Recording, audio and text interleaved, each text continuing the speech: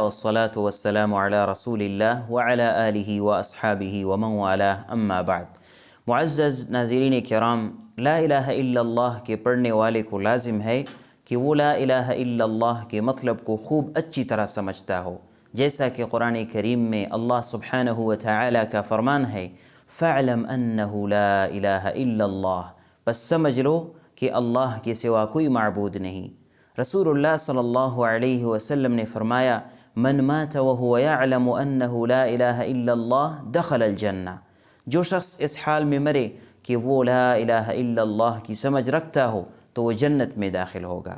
اس کلمے کا فائدہ تبھی ہوگا کہ اس میں جو اقرار کیا ہے اس کے تقاضوں کو خوب اچھی طرح سمجھ کر پورا کیا جائے، ورنہ جہالت کے سوا کچھ نہیں۔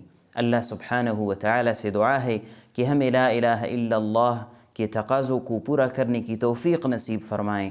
وما توفیقنا الا باللہ۔